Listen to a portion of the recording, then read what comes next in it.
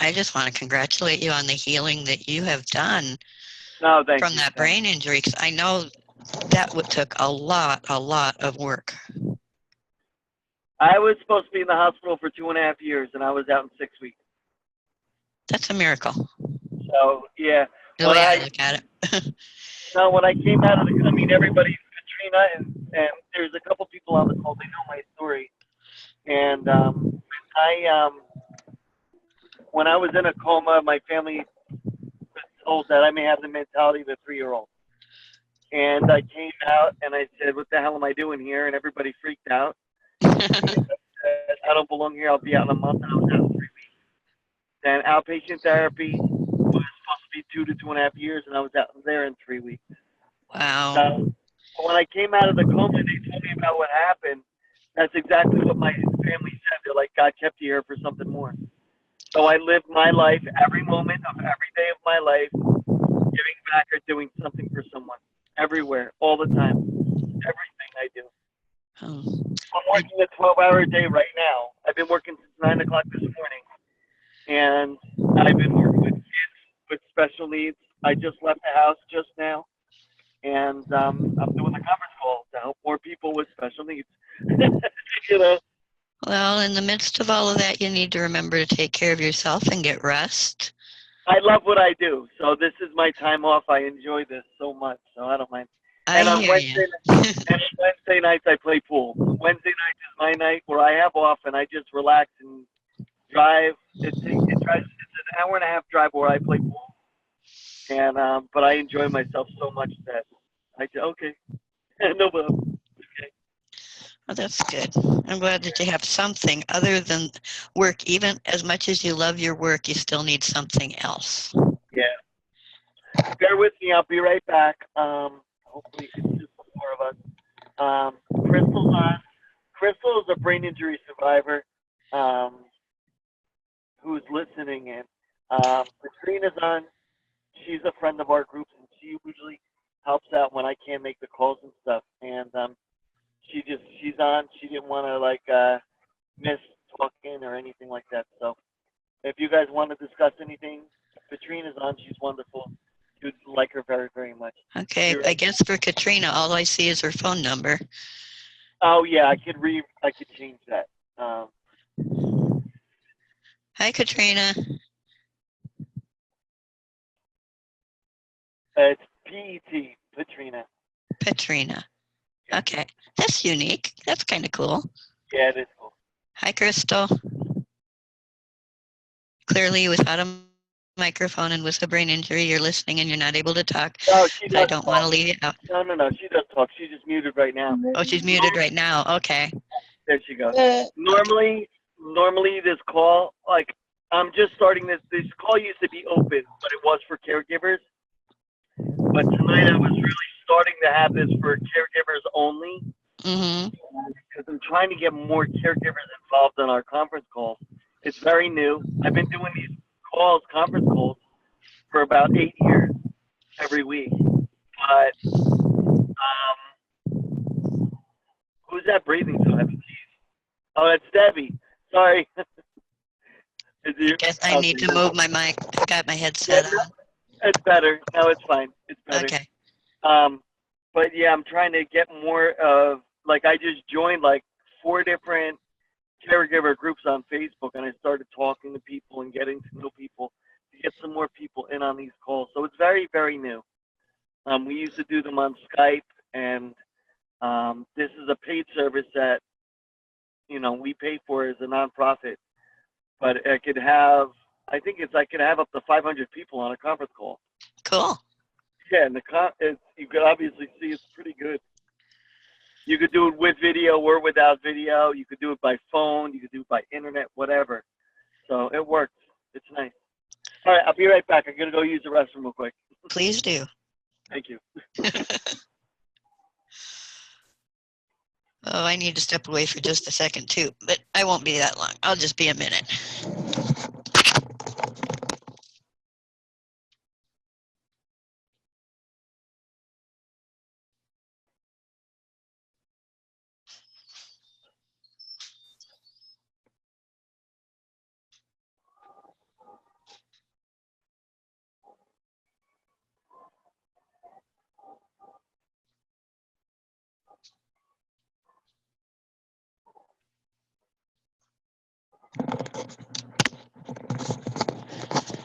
And I'm back.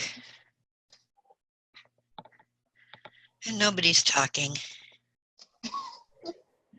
Well, actually, this is kind of cool. When my husband was in rehab after his stroke last year, I got real depressed. And the best thing that I could think of to take care of me, to try and keep an even keel, was to start to talk to somebody on the phone every night. And I did that for a while, and I've been not every night for the last several months, but most nights. And this is kind of my call tonight, so that's kind of cool.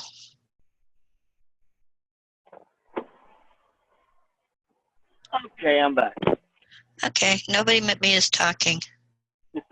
I was talking to myself. Well, I guess I was talking to the other two ladies, but nobody. Okay. We'll just be patient and wait and see what happens. Like I said, this is fairly new, so I'm interested to see how many people will be calling in. Well, for caregivers, I would think most commonly they'd be showing up as close to on time as possible because they're really looking for that support. That's what I'm hoping for, but some of them, there's also some caregivers that are like, I just need a break from all this crap. You know what I'm saying? You know, Yeah. Oh, here we go. We have a 616 number. Who's this? Hi, Michael. It's Angie. Hi, Angie. Hi. What's up, stranger? Not much. How are you? Yo, what's up, stranger? What? I said, what's up, stranger? Aw. I'm okay, hanging in there. Just, you know. So we're having a caregivers conference call tonight, and we have Deborah on, and myself, Katrina, and Crystal. I started changing this where it's going to be for caregivers only, but I didn't know. I'm still waiting to see if more caregivers are going to be calling in. Mhm. So, I'm sorry. What did you say? It was going to be what only? caregivers only. Oh, okay. Yeah. Because we have so many people that call in on the Tuesday night calls that I didn't want to have the same people on that were on Tuesday on Thursdays, and then we're just up in the same cycle, like the same routine. Yeah, you got them named separate for a reason. I agree. I know what you're saying. Mhm. So, see what happens. Yeah. So yeah, we just started the call. We're still waiting to see if other people want to call in. I have a million messages for it. Oh my goodness, is it showing you, is it taking a picture of me and showing you? I don't think so. Good, because I don't have my teeth in. It makes me look stupid. They don't fit right, so I only wear them for eating. We have fun. I'm going to let you know this, Deb. I hope you don't mind me calling you Deb or Debbie. That's my mother's name, so I'm so used to it. Well, I used to be Debbie, but I'm not anymore. Deb is okay, Deborah's okay, but please try to stay away from Debbie if you don't mind. No, I don't mind. Thank you. I was about to say something. I forgot what it was. Oh, yeah, I'll let you know, we're pretty laid back. I have these conference calls to try to keep everything down to earth, and anybody could pretty much talk about anything they'd like. Because we get to know, it's always, we like to get to know the personalities behind the conference, behind the people that we see on Facebook or whatever. Mm-hmm. Which, I have to ask you, which post did you get about the conference call tonight from? What group? The stroke caregivers. Oh, good. That was a new one. And I commented on it and said I just might check it out, and here I am. That's right, you did. Yeah, and I was like, well, we'll see. I get a lot of problems. Usually I'll put a post, an event, and I invite 300 people, and then I get 12 people that say they're going to make it, and then they never make it. Well, I'm like, all right. You know. Yeah, that's the way it is sometimes. And a smaller group is easier to conference with than a huge group anyway, because everybody that wants to talk has a chance to say what they want to say and listen. Right, right. Get too many people trying to talk over each other and nobody gets anything in.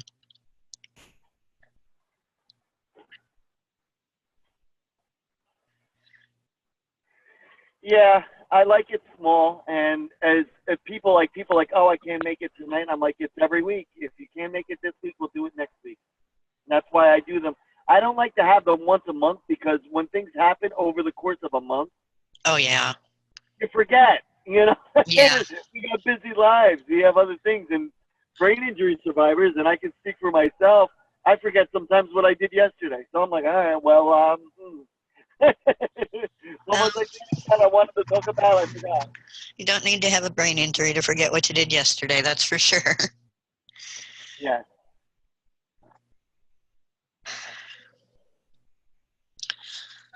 Well, the stated topic is, how have you adjusted your life? Yes, and that's I was just about to say that. I'm sorry, I'm good at jumping ahead.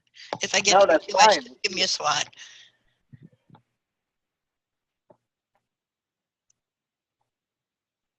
No, it's fine. It's fine. Um, so let's see. When I met my wife, we got married 2 years ago. It's a little over 2 years now. And I walked in knowing what was on our plate with, my mother-in-law, Mm-hmm. and I accepted it. But it's hard. We never had a honeymoon. We never had a big wedding. We never did anything, and we combined our lives. So we have 4 kids we're taking care of, as well. So it definitely, your priorities take a whole different role, like you were saying before, Deb. It's, your priorities become a whole other thing when you have somebody else relying on you for life. And if you're getting food on the table and keeping relatively clean, I'm figuring that's good enough. Yeah. Anything else is gravy. Yeah. Like my wife is one of 6 kids, but their lives are very wrapped up in themselves. And for me and my wife to get a break, like to have a night off or a weekend out for the 2 of us, is next to impossible. So it does take its emotional tolls on you, from time to time. And a lot of people don't understand that, For me, it's isolation, because Yeah. with my heart and an umbilical hernia, I couldn't possibly get his wheelchair into the car. So, and after not driving for so long, anxiety kind of goes along with the heart failure. And I just plain said, okay, I'm done driving, and sold the car. Yeah. Yeah, you need to chill out. The stress is the biggest thing you have to worry about personally for you as well. Yeah. So physical and mental, and, for that matter. And our kids don't really help. Our son gets our groceries once a week and mows the lawn when it needs it. But one daughter lives several states away, and the other one is not interested in being helpful. So most of the time, it's just us. Yeah. Where are you located at? I'm in West Virginia. Okay. I was really curious about that one. I'm originally from Minnesota. He's originally from Connecticut, Massachusetts, Maine area.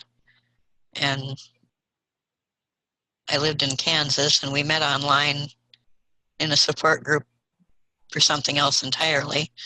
We're neither of us looking for anybody, and we found each other, and I moved to West Virginia and married him and our 3 kids. That's beautiful. That's cool.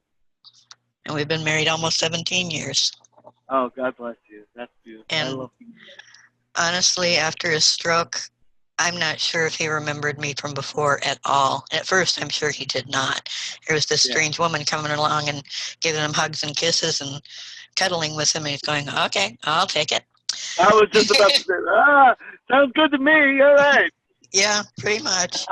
And to this day, I don't know how much, if anything, he remembers of me from before his stroke, but either he still loves me from then or he fell in love with me again. I don't know, but at least he's able to get that across, not in words. But for example, after supper tonight, he rolled on over to me and smiled and gave me a big kiss to say thank you for the good supper. Yeah. And I love you. That's what matters. That's love.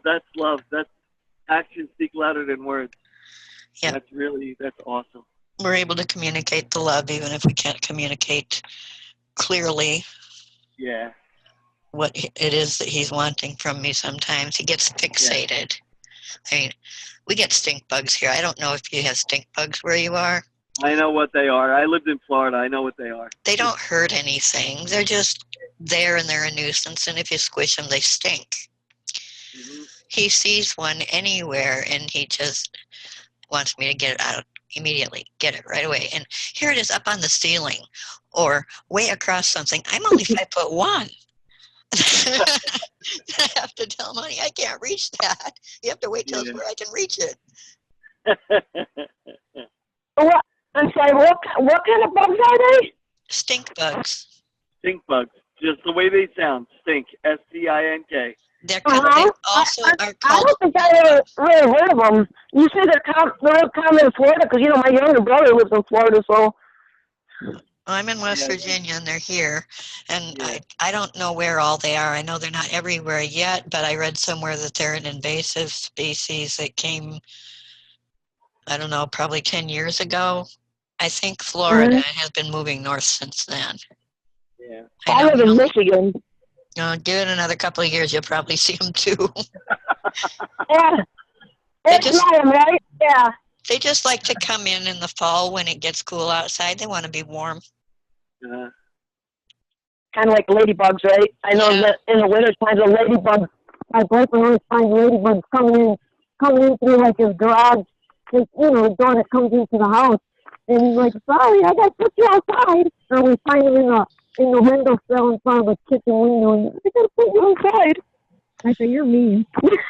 Well, I haven't seen them in a few years, but periodically we get these bugs that look like ladybugs, but they're not. And they swarm and they bite.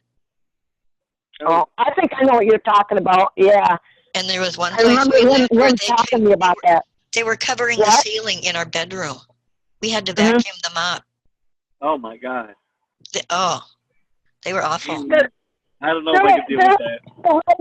But they don't got spots, right? They have spots. They look like ladybugs. But I guess if you look really carefully at a picture of this is what a ladybug looks like, and this is what this other one looks like, there's a little bit of difference, like a difference in color or the number of spots. I don't know. Okay. I'll have to look it up. They're big and they bite. I don't have a problem with bugs as long as they're not big enough to tug on my shirt. That's the way I look at it. They don't bother me. Like, I don't like, what are they called? I don't care about moths. I don't care about mosquitoes. Palmetto bugs I'm used to from Florida. They're like flying roaches. They drive me crazy. They're big.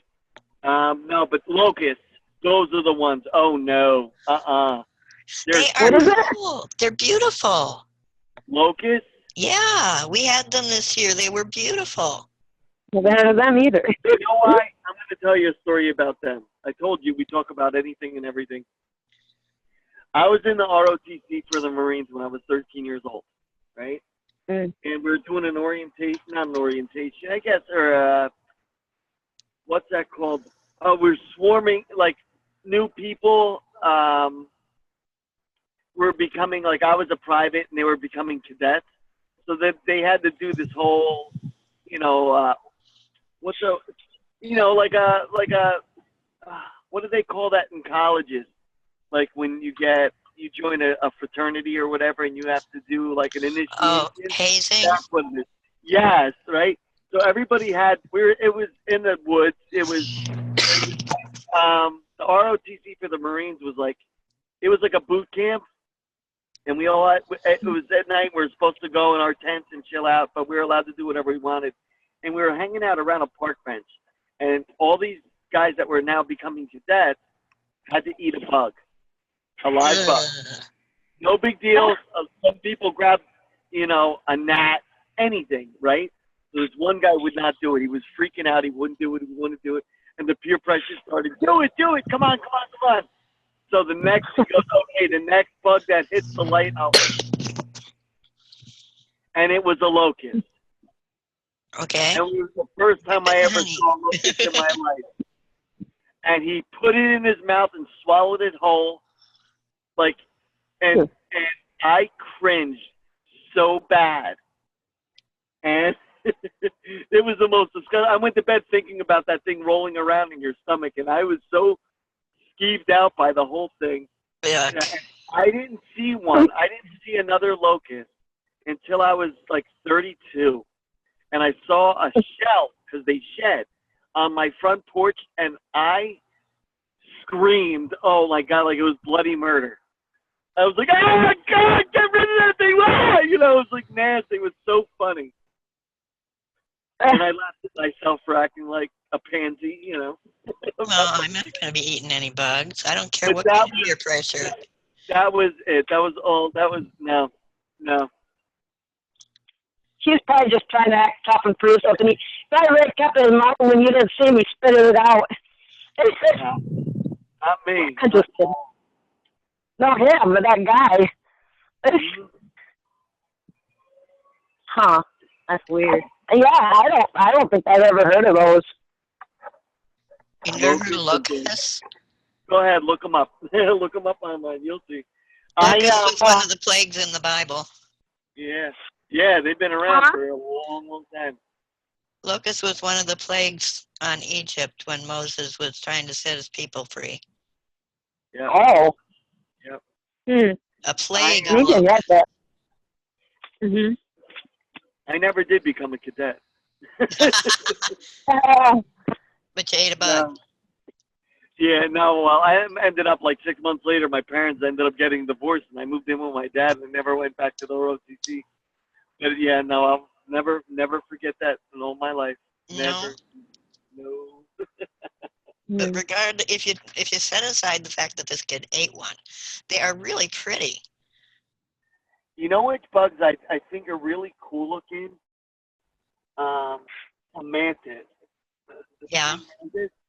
Those are cool. And I know they're an endangered species. And I caught one day, and I let it walk and hang out on me. And they're big. It was really wild. We had one in our garden last year. Yeah.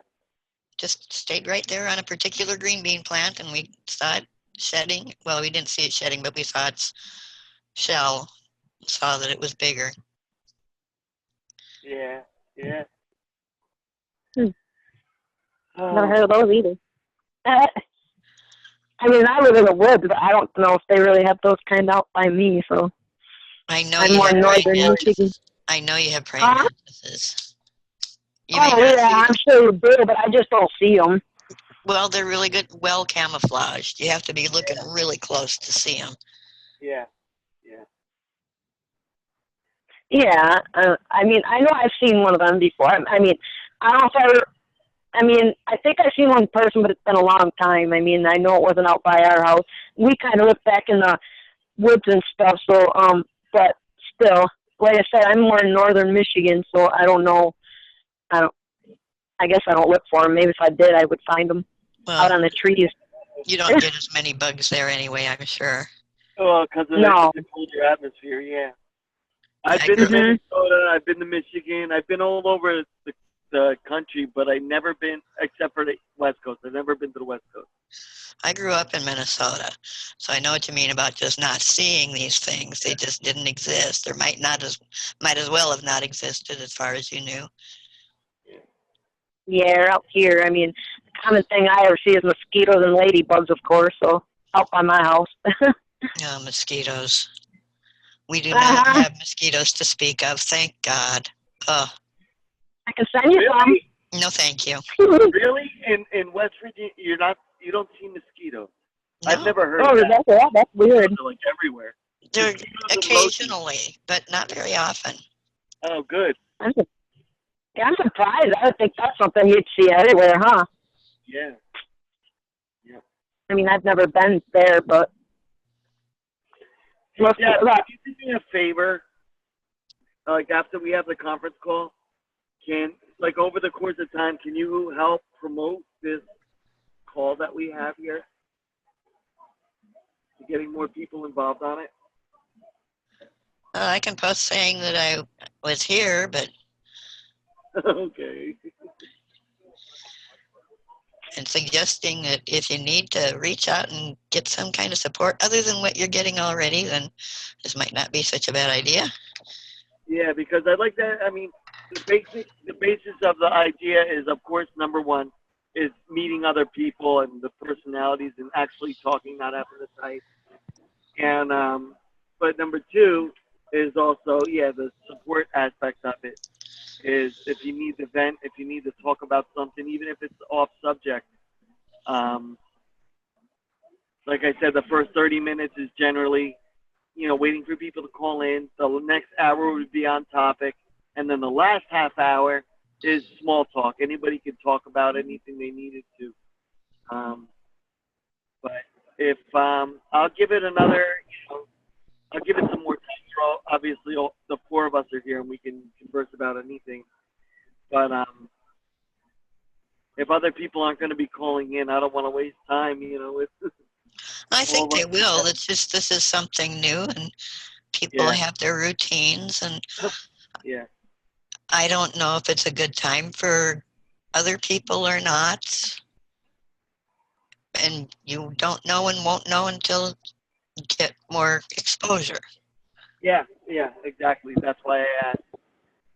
I mean, it was cool on Tuesday night. It was an open, it's open for anybody to call in on Tuesdays, brain injured or not. And we had one or two people from Australia that were calling in because the time difference there, it's 2:00 in the afternoon. So it was really nice.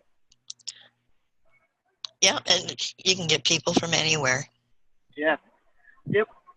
That's what I mean, over the years, we've had people we have a common person that does call here. She calls in from Spain. We get some people from Switzerland, and I've had people from Japan and the Philippines. So. And these would always be people who are better educated than is typical, or they wouldn't be able to speak English. Yeah. Well enough to join a conference call anyway. Right. And you never know anybody's experience. I'm very proud of my language. So my father's from Mexico too. So what, Michael? I'm sorry. No. I was just saying that experiences speak, louder than anything with some people because you never know where they've had to go or where they've been through, and they can make suggestions. Yeah. And also getting people in different parts of the country. My wife and I are notorious for it. Is we've gone after doctors for malpractice and denying people help and their needs and stuff. And that's been all over this country. That's why I say we advocate as well, because the mistreatment or uneducation of the public or the doctors, the nurses, the whole system. Yeah. I mean, I've gone to med school and my wife is an RN. And things that books don't teach. Every time I ask about palliative care, I get referred to hospice. Yeah. They're not the same thing. No, and that's a pawn off. I know. And it pisses me off. Yeah, it's go somewhere else. Yeah. Granted, the first time I was in the hospital after heart attacks and with severe heart failure, they were probably going hospice was the best option. But since that time, I was released from hospice because I was plateaued for too long and I'd actually improved some. And it no longer is appropriate for me. Yeah. And I asked my PCP about palliative care. He pretty much just blew me off. I called palliative care at one of the local hospitals, and she pawned me off to hospice. And actually this week, finally, I called the hospice that I had been with, and because they just recently changed their name from Hospice Care Corp to West Virginia Sharing. And on the off chance that they were doing palliative care as well, I contacted them, and by golly, they are starting palliative care, and at least know the difference. Yeah. So they'll be getting back with me soon and see what we can do. That's a big thing, is you can't call a hospital or a care facility and say, where can I go to? I just need somebody to vent. I just need somewhere to talk to somebody and things like that. And they'll either go, sorry, we don't carry it, or two, they go, sure, who's your insurance carrier? You're like, really? You're going to bill my insurance because I just want to vent? Well, you know, I just want to see, I need some information. I need some educational services or something. Yeah. It's ridiculous. That's why one big thing of why we do what we do is different, because we don't ask for anything in return, you know? Well, like she was saying about the hospice thing, I also know that, I know a lot of times when people get involved with hospice, I mean, or like they want to, whatever, a lot of times they don't like helping because, you know, a lot of times if somebody's involved with hospice, a lot of times they say they're, you know, at their last end, you know what I mean? And if they're not, sometimes they won't help them, but they still have the right to listen to them and see, you know what I mean? For like people that I've helped, that I know that have had, plus, you know, my boyfriend's grandma was on it and everything, you know, she passed away a few years back. But that's what I heard. Plus my mother, you know, is an RN, and she's doing it too. A lot of times, you know, hospice, if they hear somebody's getting help by hospice, a lot of times, you know, they're at their with them, you know what I'm saying? So I don't know, maybe that's part of it. With you? When I was on hospice, it was the psychosocial aspects that were the most helpful for me. Yeah. A nurse would come once a week, not just to take blood pressure and pulse and temperature, but to actually sit and visit for an hour. Oh, that's nice. Mm-hmm. And a chaplain once a month, and a social worker once a month, and those, and a housekeeper once a week. Those little things make a huge difference in a person's well-being, physical, mental, emotional, spiritual, all of it. Yeah. It's really, yes, it does. I remember them doing that to my cousin's grandmother and also to other people. Yes, that really makes a big difference. Not just, okay, come in, goodbye, I'm done. All that really makes a big difference. The attention, you know, and stuff. I totally agree. It's more than some people even think, you know. Mm-hmm. Breaking you up keep really on fading in and out, like you're moving your phone away from your face and back to it or something, and I know you're not doing that. Who, me? Yeah. Yeah, you're fading in and out. I don't know, sorry. This is a brand new phone too, so I don't know. I had another lady that kind of telling me that I was kind of fading in, and how I was a friend of mine. So does that sound better? Yes, that is better. Okay, so what I did. But you know, when I'm using my phone to actually sit and talk, I plug my computer headset into it, and it works like an arm, and it's so much more comfortable than holding that doggone phone up to my ear. Mm-hmm. Okay, we have Just another an person. idea. We have another person that just joined in. That's Cool. Who's this? Hi, this is Beth. Hi, Beth. How are you? What brings you here? Good, thank you. I don't know. I participated in the conferences a while ago, and I thought the topic tonight was interesting, so I joined. Oh, okay, cool. Thank you. Yeah, we're talking about caregivers and what we've given up in our lives to be a caregiver, and the struggles that we have and things like that. You have, are you a caregiver or a survivor, or what brings you? I date a gentleman who is a stroke survivor. Oh, interesting.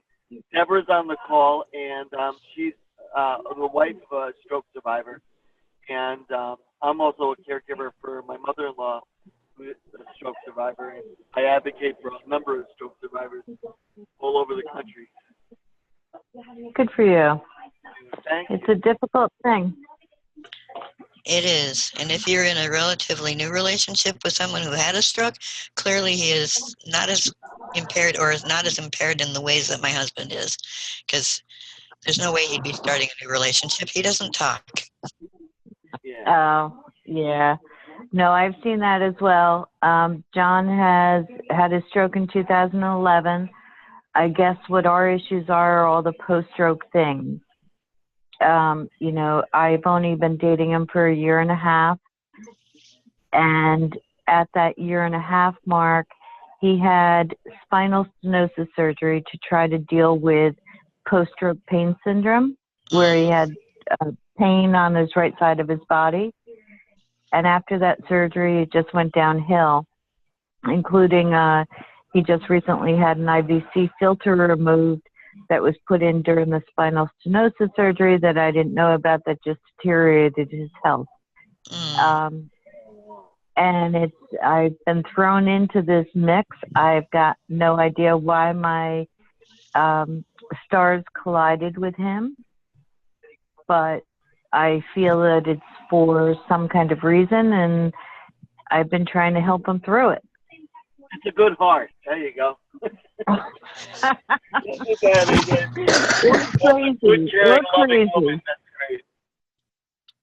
Or crazy. Yeah, we're all nuts. Sanity is highly overrated. I have to ask you. Well, can you tell me your name again? I'm sorry. I'm looking at Beth. Beth. Okay. It's Beth. BETH.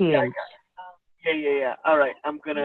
I can name the person so then I remember and I keep a tag of it. You're located in Jersey, correct? Yes. Because that's where me and my wife are from, and I know we've spoke before. It's just all hell broke loose with his, you know, this IVC filter. He kept having pain, right? And because he's got the stroke and he's got aphasia, he's got difficulty articulating where this pain is coming from. So he kept saying he had a pain in his gut, pain in his gut, pain in his gut, and his head. We had a CAT scan done by a neurologist in Moss Rehabilitation, who he sees for his aphasia. And the doctor told me no news is good news. So meanwhile, while we're on the search for a pain specialist down in Philadelphia, because his pain specialist kind of discharged him from the local Hunterdon Medical Center, saying not discharge him for abuse, discharged him saying, you need more mind than I'm capable of. You need to go to a university setting because he's very complex. Yeah. And that's when we found 8 months later that he had this IVC filter that was penetrating his aortic artery as well as his kidneys or bowels. Oh my. Oh, wow. And everybody discarded him. You know, he's a junkie looking for drugs. He's this, he's that. Nobody took him serious. That's exactly what I was just talking about. I hate that. God. Yeah. I hate that. People who are in actual pain are treated like junkies. Yeah. They're treated as junkies. Wrong. It's misdiagnosed and just, remember we were just talking about the write-off. It's like a pawn-off. Everybody goes, oh no, you got to go, it's got to be something else. Yeah. They're looking at the simple basics and wow. Yeah, but if I shared with you guys the picture of the CAT scan that I took, you would say there's something effed up going on here, right? I mean, it's that obvious to an untrained person, and for his neurologist not to catch it, and for for his PCP or his other neurologist not to catch it. That's and worse is after he had the surgery, He died twice. He had to be incubated. Then he had a heart condition because they took him off his pain meds. Yeah. And gave him Tylenol. Right. There's no recourse. There's no recourse for the fact that this guy lost a year and a half of his life. Yeah, and the physical repercussions that came along with all of that as well. Exactly. It's like it's like pain people or stroke people or, you know, lots of patients. They're just practice dummies. Yeah. And their lives Sorry. don't matter. Yeah. Very sad. Oh, that's somebody's television or something like that. I hear background noise too. Might be mine. Sorry. Pretty low. Yeah. How's that? Better? Yeah, I don't hear it. Don't worry. Okay. God bless technology and sensitive microphones. Yeah. I'm doing this from my phone because I just got off a job at 8 o'clock. So I'm sitting there doing it from my phone, but when I'm doing it from my laptop and I'm multitasking, like trying to get more people on the call, everybody complains because the microphone picks up all of my typing. And I'm like, I don't even hear myself typing, but you guys can hear me. They're like, Well, yeah. It sounds like you need to get yourself a noise-canceling microphone, dear. Well, yeah, I got to get a headset. I got to get a headset with a microphone so the microphone's away from the loud. I know what I need to do. Yes. It's just expensive. Yeah. So is anybody participating in National Stroke Month or Week? You know what? I'm modest about it, but with so many different neurological issues that I help take care of and stuff, there's a lot, that I'm always trying to do. When I see a post about it and advertising about National Stroke Month and things, I try to think, but it's a lot with, you're talking about aneurysms, strokes, MS, hydrocephalus, traumatic brain injury, acquired brain injury. So there's a lot of different ones. Autism, and that's a huge one that is so new and broad. But it's a little difficult, but I'm not gonna, I don't sugarcoat anything. It is needed. And strokes, we were just talking about it before with Deb.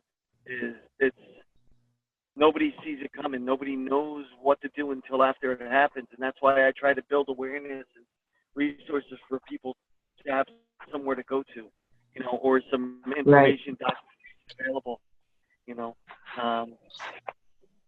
We have our support group online on Facebook. It's a hidden group. Out of respect for it's a secret group out of respect for the privacy of our members, so nobody can try marketing or stalking anybody and things like that. I'm more than happy to add you guys to the group. But there's also our website. I'm a member. Okay. Oh yeah, I know you are. But I have a lot of even on our website. That's why I ask everybody to become a member of our website, which is free. Because I have a lot of resources on there, and I'm always trying to add more documentation with, educational information about all neurological issues. So. I just think it's really funny that most people don't seem to have a clue that a stroke causes brain damage. Yeah, I mean, They see that paralysis, they think muscles. They don't grasp that it's the brain itself and the nerve connections that are causing that and you other hit it right. problems. I'm sorry. Yeah, yep. You hit it right on the head, because I get a lot of people that say, I have MS, I don't have a brain injury. I go, really? What kind of doctor? Who's the doctor you go see? Well, I go see my neurologist. I said, Rid? Well, you just answered your own question. Yeah. Because what does a neurologist take care of? The brain. It's the well, same. the nerve. the nerves in the Yeah, brain. but And technically, the MS nerve is largely the rest of the body, but it definitely does affect the brain as well. yeah, right. It's you know, we all have the same brains. There's a million different types of brain injuries of different sorts and types, but the effects, the emotional effect, how it affects your body. You know, a lot of MS. One of the first few symptoms of MS is, one is blindness, two is paralysis of your legs, a partial paralysis. And boy, doesn't that sound familiar? That sounds like strokes, doesn't it? Mm, See, so it's another one too is neuropathy. A lot of people don't think about that, or diabetes. It's all, you know, it happens. And then when you look at the string of like how many people, like strokes and diabetes go hand in hand. Like usually one is the other, you know. well, They go that's hand in partly, at least partly, because they insist on giving statins to everybody who has a stroke, regardless of what their cholesterol level is.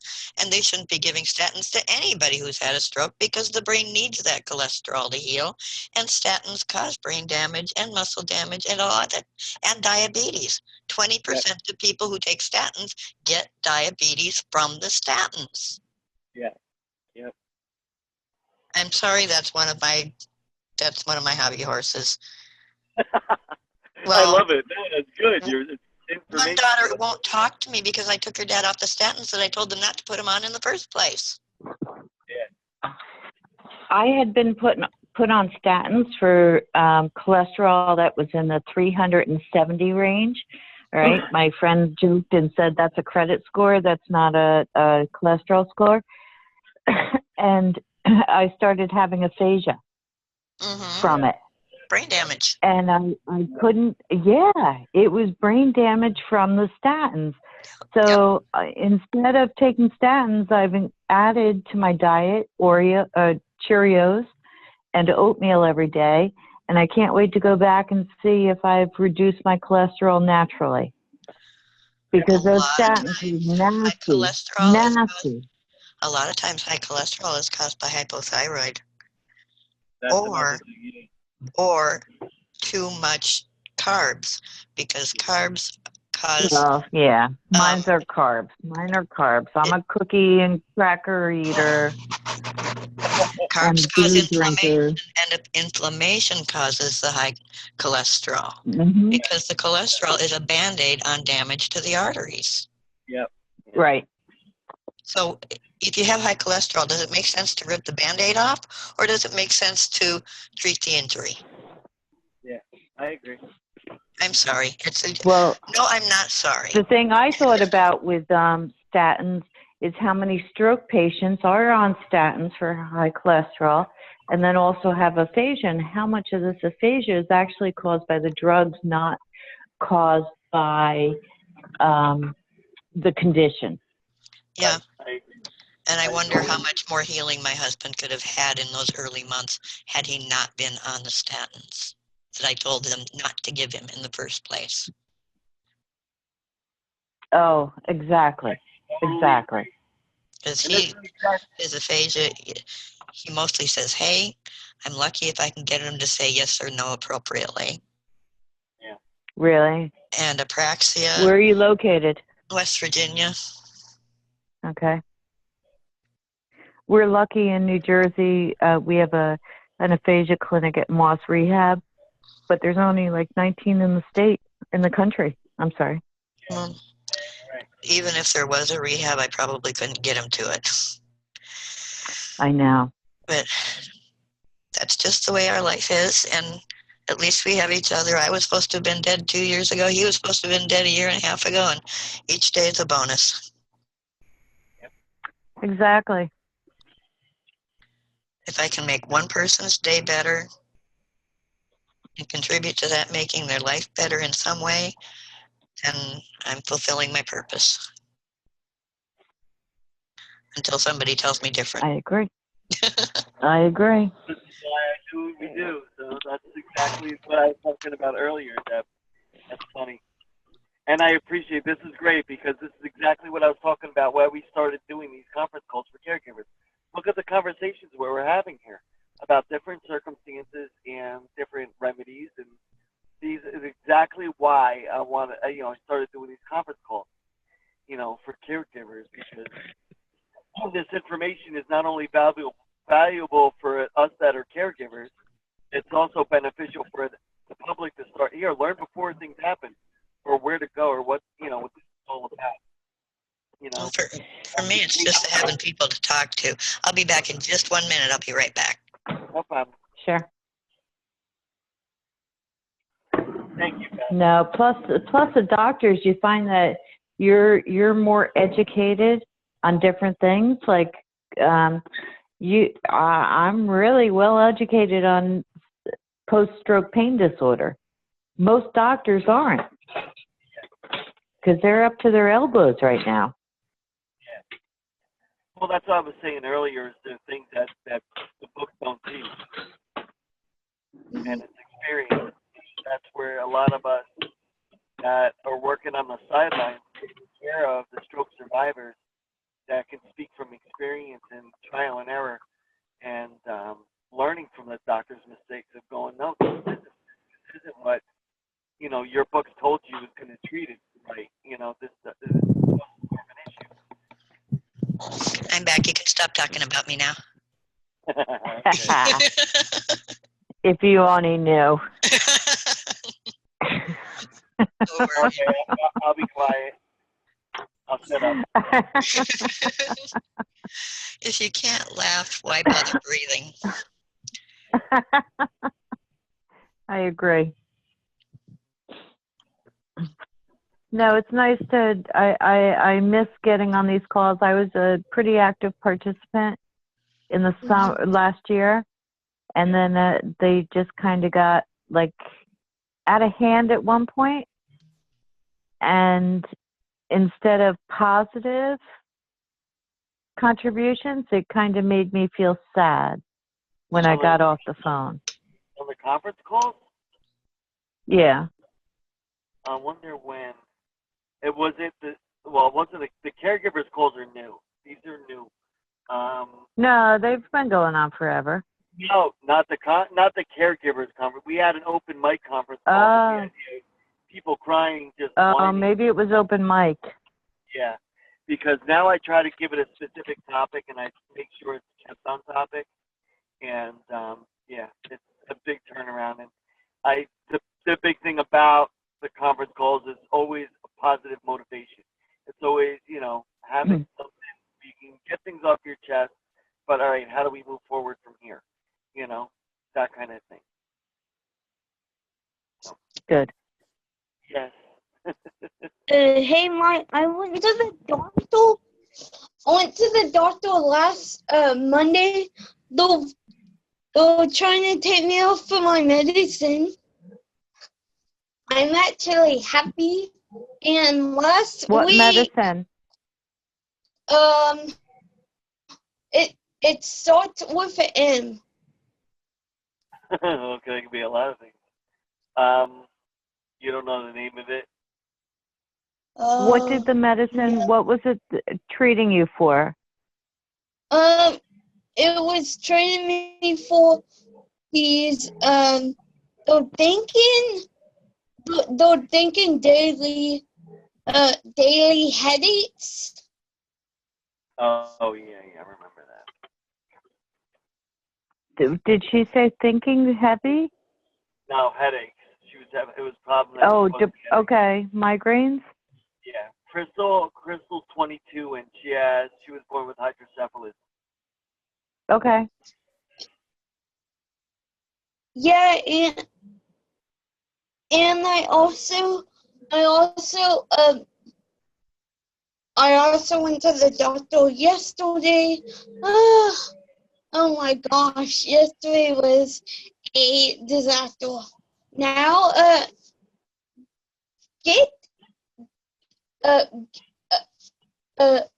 hang on. Get where he wants me to go to. A orthopedist. Okay. You know why, Michael? For what? My ankle. Your ankle? Okay. Oh, Yes. Yes. Yes. This is the same Did you fall? ankle. This is the same ankle. Last. Last. 6 months ago. 6 months ago, I injured, okay. and I was I need to talk to him about it Thursday night, because this is they're trying to get me to go see orthopedics for this, and not they did 6 months ago, they did X-rays, and it did not come. It came clear. The X-ray came clear. Okay. Oh. Maybe that's why they wanted to do that, is for a second opinion, because you're still having issues with it. No. Have you talked to Anna about this stuff? No. You should call her. No. I tried to call her and no answer. Give her. She's home now. You should give her a call and talk to her about it and see what what she says. Okay. Do you want me to call? Do you want me to call after? After I get my stuff done here? Yeah, you can call her now if you want to, or you can call her later. It's up to you. I know she's home. Okay. All right. Okay. I'll talk to her about it. Michael, I'll talk to her about it and All right, love. And see what she says. Talk to talk to you later. All right, dear. Thank you. Okay. Thank you. Okay. I don't know how a lot of people do it without help. I mean, I tried to look into a medical advocate for my friend. They wanted $185 an hour. Whoa. And it you know what's saddens me that there are people out there that might not have somebody to help them through the medical system. It's Like funny. me. Here's a guy. Yeah. Many times I wish there was somebody who was better connected and knew that. They make it confusing and difficult to access care, I swear, on purpose. Yeah. There's a guy that I play pool with that was in Vietnam during the war, and me and him sat. We talked for about 2 or 3 hours one night, and I played pool with him. And this is how we really broke the ice, because he saw my shirt that says, executive director in the organization's name. And he says, do you know anything about PTSD? And I said, sure. We sat down and we started talking. We were talking. And he goes, you advocate for people? I said, yeah, me and my wife both do. He goes, where? I said, everywhere. And he's here. He's in North Jersey as well. And we were talking, and I was hitting like key points about post-traumatic stress, blah, blah, blah. And he goes, you don't get paid for this?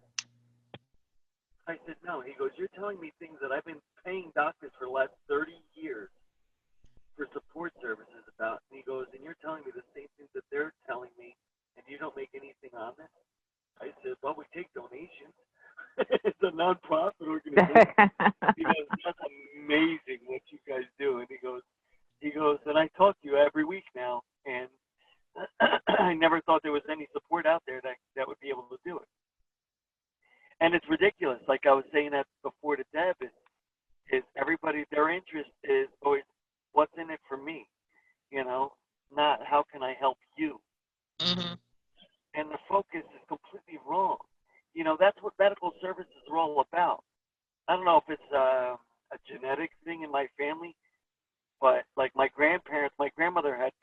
my grandfather was a medic during World War II, and that's how they had met. And they just grew up always helping people. And my grandfather was an accountant for the Rockefeller family. He made out well for himself. I never saw a penny of that. But and I never really grew up with my parents. I just found out as I got older, after I was doing medical support for 20 years, wow, we all have something in common. It's just a kind of, you put yourself on the back burner to kind of just do something for, a good community. It's just the rightful thing to do. And it's not about filling pockets, because you know what? We all die together the same way. I tell my kids, whatever happens in life, what you leave in somebody's heart is what makes you live forever. Yep. You build good people around you by the people that are, you've helped throughout your life. When I was in a coma, That's the truth.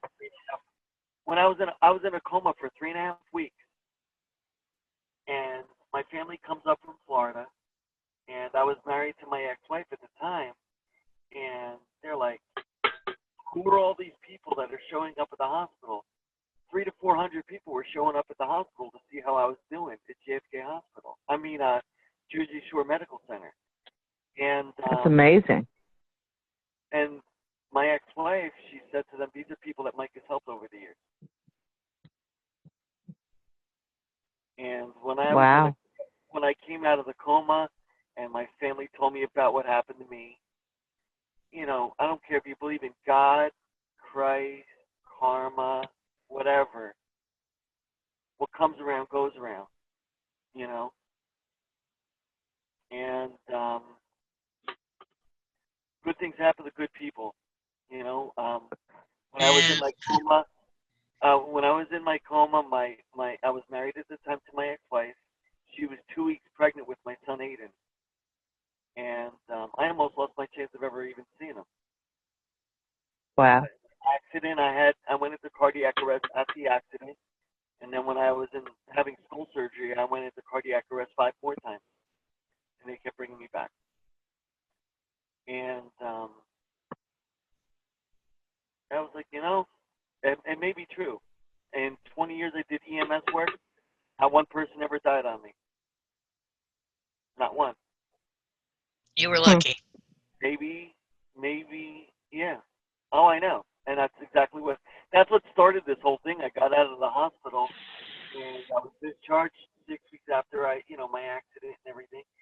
And I put a story online about how lucky I was to still be alive. And that was in April 2004. And that's how this whole thing took off with what we do online. Oh my God, somebody who understands what I've been through. And it took off from there.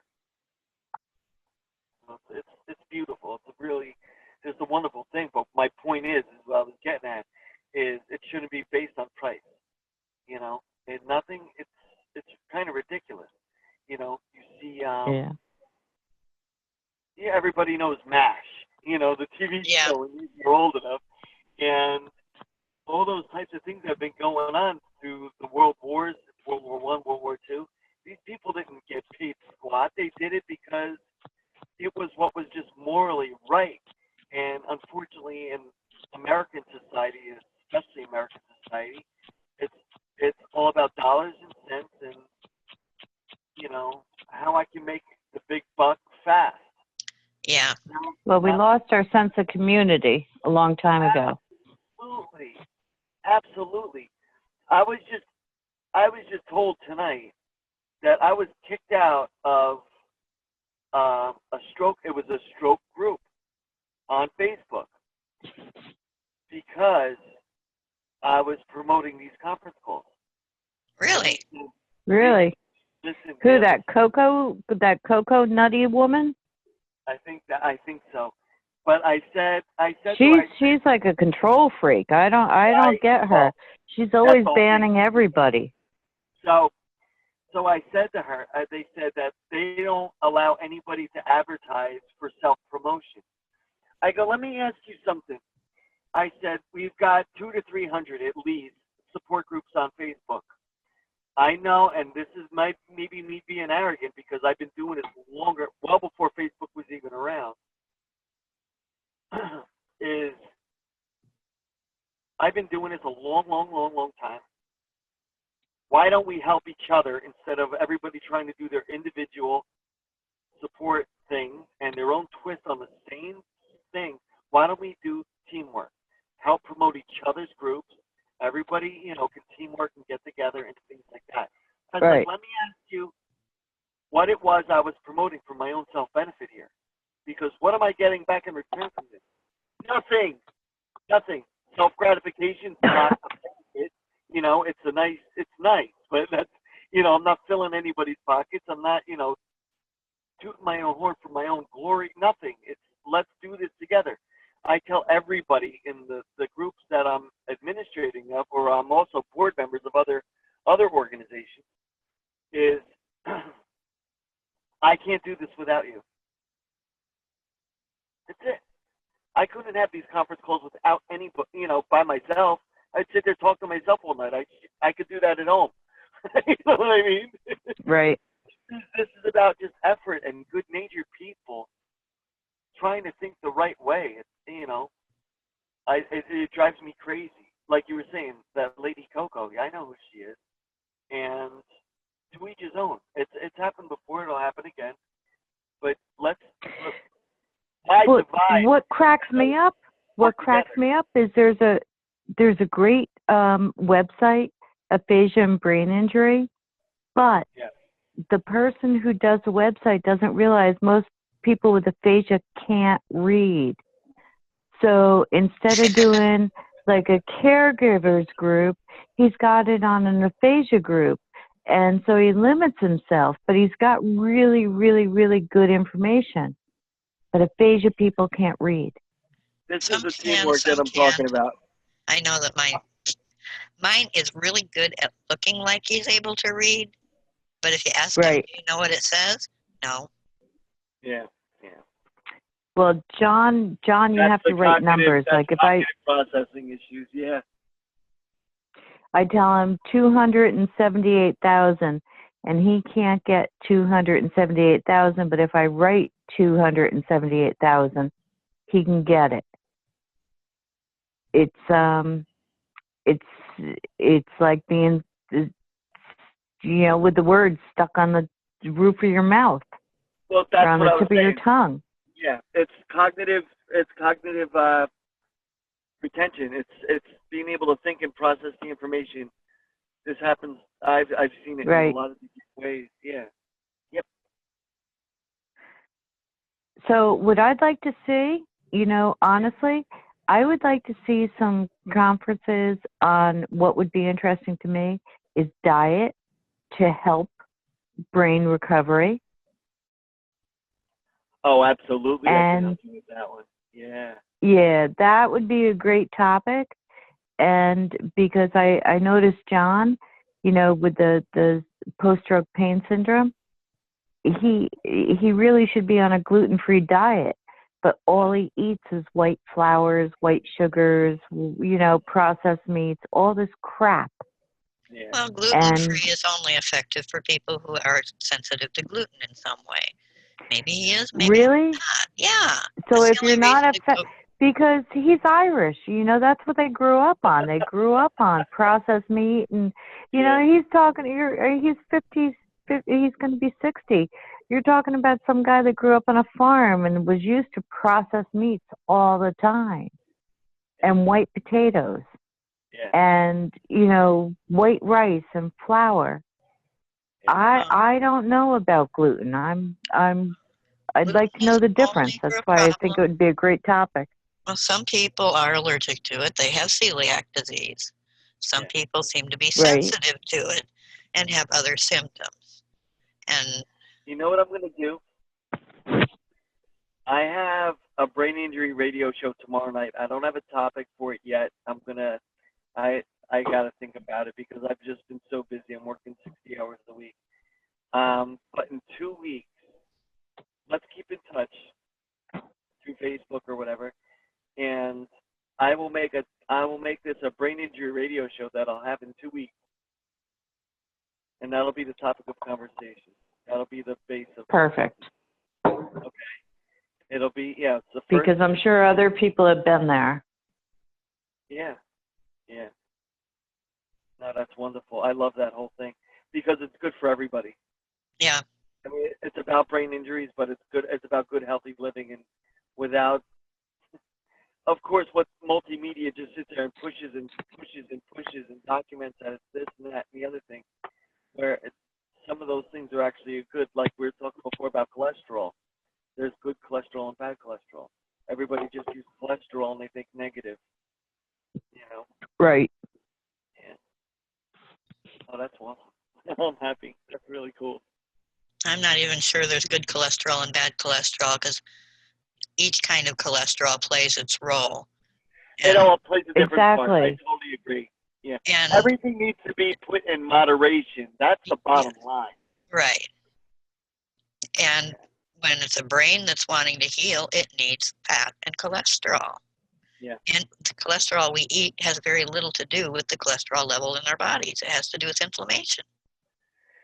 And it also has to, like we were talking before, it's just your body. Everybody's body's different. They're going to take and handle things differently.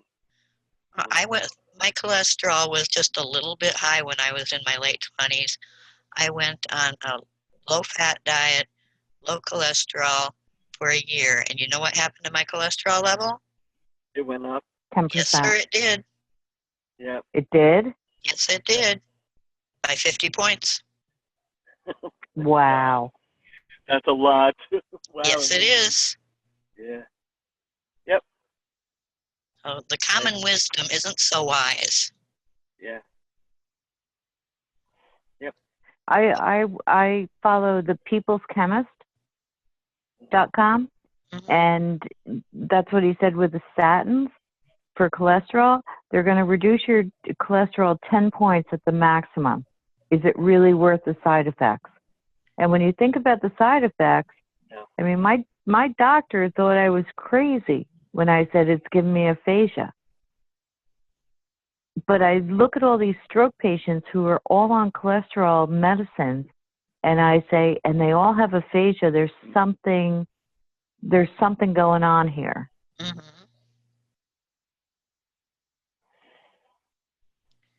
There is. But I have to. Profit. There's a lot of profit in the statins, and there's a lot of education from the drug companies to doctors, and other ways they have of getting them to prescribe them for everybody. Oh, yeah. Let's get started on that. The pharmaceutical corporations run this entire country. I've had calls about this. That is a big one. Everybody's got their hands in the politicians and the pockets of everybody. Doctors get paid off by pharmaceuticals to push these drugs and everything else, and they don't fix anything. They just, like we were saying before, medicine's great as a Band-Aid, but not a permanent fix. Right. They don't want to change your life. No, it's not a fix. They're not. Because they were able to mask it, they don't look for a fix. Yep. Now that with the new opioid laws, they have to face it, and they have to find a fix. They can't just Band-Aid it. That's the problems with narcotics and addictions and everything else in this country. When I was in a coma and they started putting me on Xanax and Zoloft, I was like, hell no. Get me off this stuff because I know what it does to people. I was brain injured. I was still an inpatient. I couldn't even remember, when I came out of the coma, I couldn't even tell you who the president was. And they put me on this medication, and I knew then, no, don't put me on this stuff. I want off. That's what I'm saying. Yeah.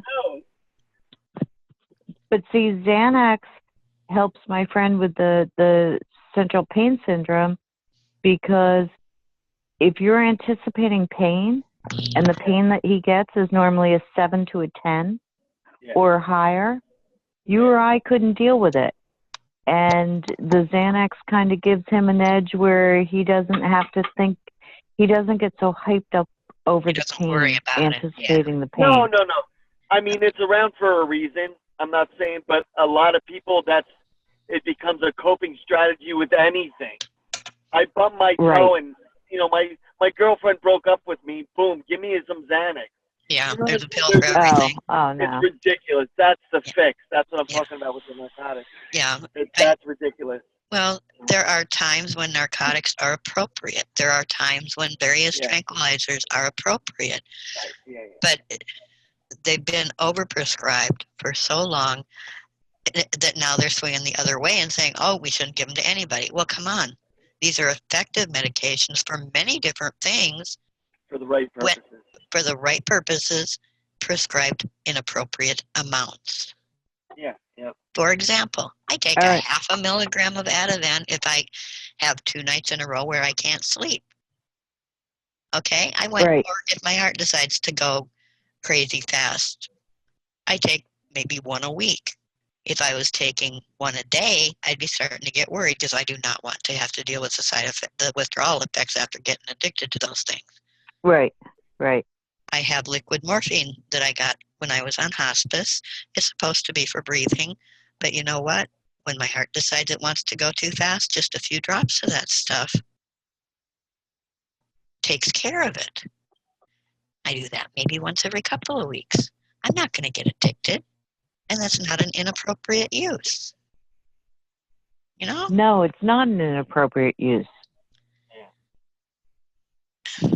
The problem is now everything is an inappropriate use. You wouldn't believe what we've been through with the pain medicine.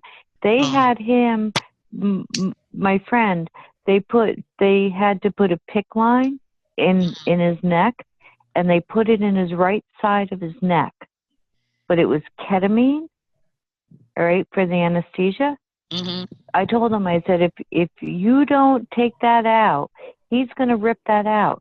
So they drugged him up with ketamine, and ketamine, I said to the anesthesiologist, I said, last time he was put under with ketamine, he had the best 2 days of quality of life he's had in 6 months. He was pain-free for after the surgery for, 2 days, which was unusual. And they kept him on that for a while, and then they took him off that, and then didn't give him his hydromorphone that he's been on for 18 months. And then he had a heart incident, and he had a heart attack because of the stress of being under withdrawal. These doctors don't understand the withdrawal and the pain. No, they don't understand it.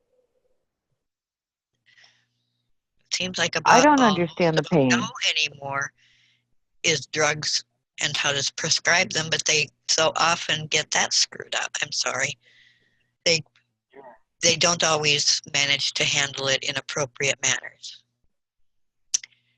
in my opinion. Well, I've tried to get him to do medical marijuana, and he refuses to do it because he's 60 years old. He smoked when he was a kid. He didn't like it.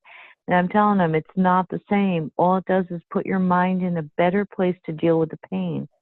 And he will not try it unless it's prescribed by a doctor. And then he won't smoke it. So I got to find some kind of oil or they've got it in brownie capsules or and stuff. something. No, I'm in New Jersey. And we don't have much. And brownies would work. Yeah, and I make them. And they're we call them Grandma's Special Cookies because I feed them to my daughter's dog, who has separation anxiety, and she goes to the freezer like, "Oh, Grandma's cookies, yay!" Thought you weren't supposed to give chocolate to dogs. No, they're Grandma's Special Cookies. They might have 1 or 2. Yeah, they might have chocolate chips in them because Grandma might eat them once in a while too. But I wish he would try something. And there's another plant that's out, or that was just going to be banned by the FDA, and they decided against it. That right now is over-the-counter legal, but I don't really know enough about it, and I can't get them to take weed, so I don't think I could get them to take that. But they're better than the pharmaceuticals. They're better than the pharmaceuticals. Yeah, like for my heart. Speaking of pharmaceuticals, and Arjuna and CoQ10, and I think it's probably helping more than anything else that they were giving me. I got off of most of what they were giving me. Absolutely. The only thing I'm still John taking got, is a beta blocker.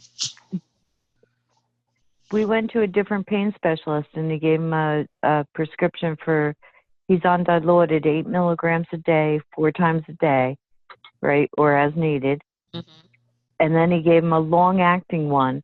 The long-acting one is, and I might not get this verbiage right, but it's abuse deterrent or abuse. It's not supposed to be as easily abused as other dilaudid or more hydromorphone, and it's not covered by insurance. So he's got to pay $300 out of his pocket for abuse deterrent drugs. Than he does for and he has no out-of-pocket copay for the 8 milligram. That's crazy. Yeah. Crazy. We don't have health care. We have medical management of symptoms and emergency care. The emergency care in this country tends to be pretty doggone good. But helping people to be healthier with long-term conditions, no. They don't. They have trouble diagnosing. They have trouble treating properly. It's aggravating. And for somebody who's had a stroke, long-term physical therapy is called for. Long-term physical therapy helps. When you do it for a month, absolutely. It doesn't help that much, and insurance doesn't cover that. Right. Well, yeah.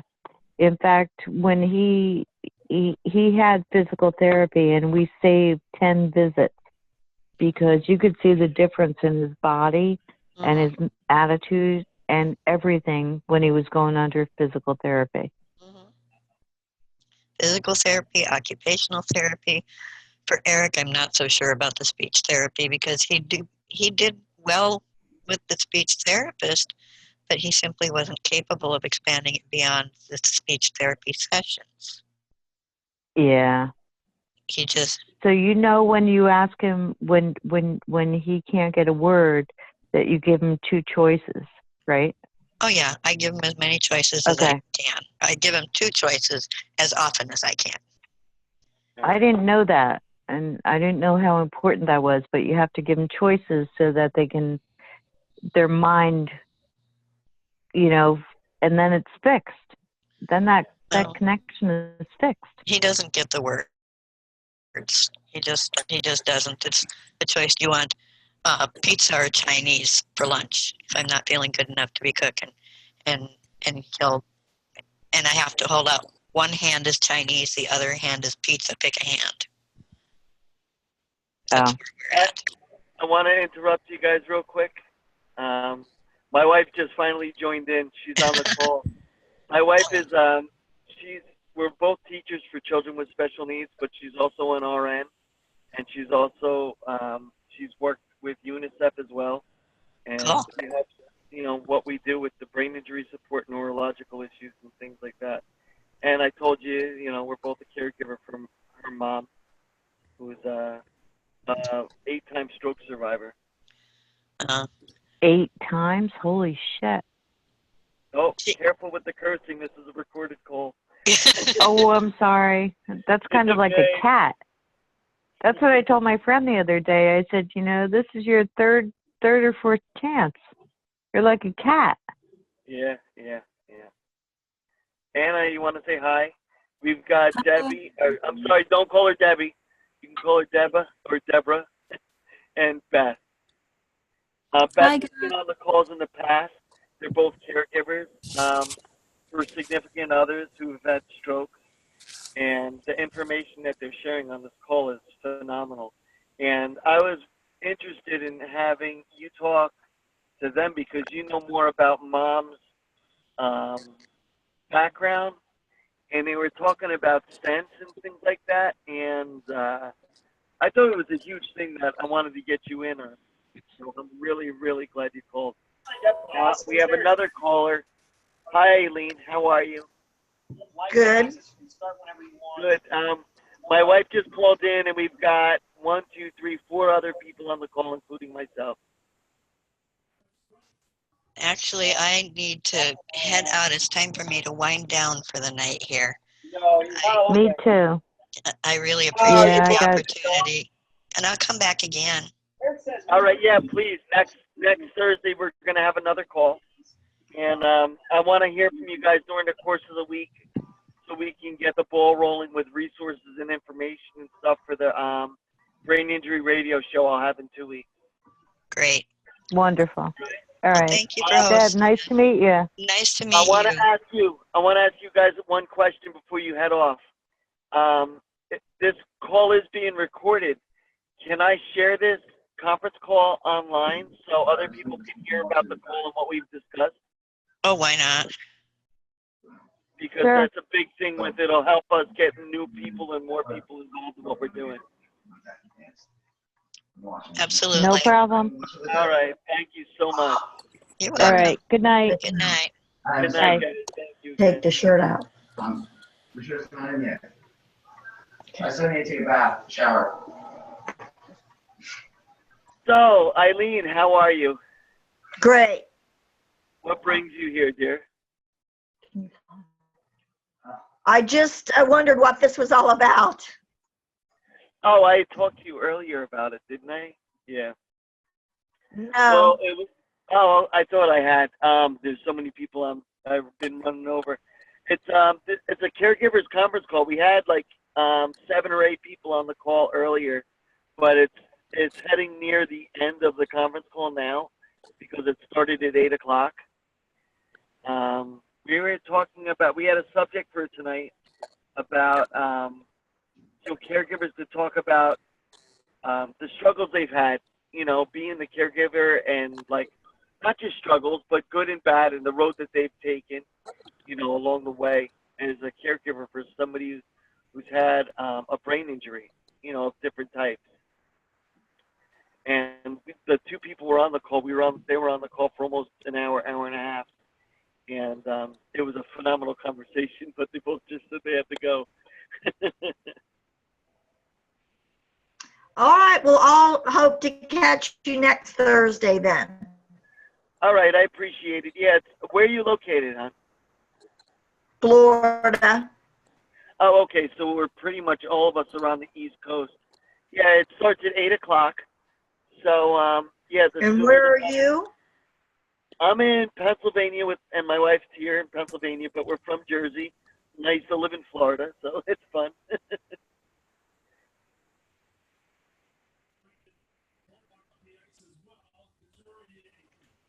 So who do you take care of? My mother-in-law and my wife, her mom, she's had 8 strokes, and she's legally blind, and we're a caregiver for her, but we also care for other members in our organization that are all over the country, you know, when they need advocacy or support services or somebody to talk to and things like that as well. Great. I'm a geriatric care manager, and I also take care of my mom. Oh, that sounds like my wife, because Anna used to be, she's an RN, and we're also teachers for children with special needs as well. Awesome.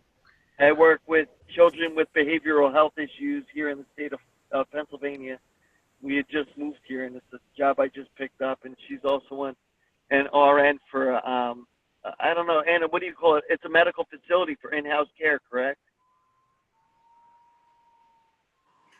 Yeah, it's a medical facility, but we also do at-home programs where the individuals who are not able to live in, be part of the community, we create programs within the home for them that they have throughout the day as a part of their schedule.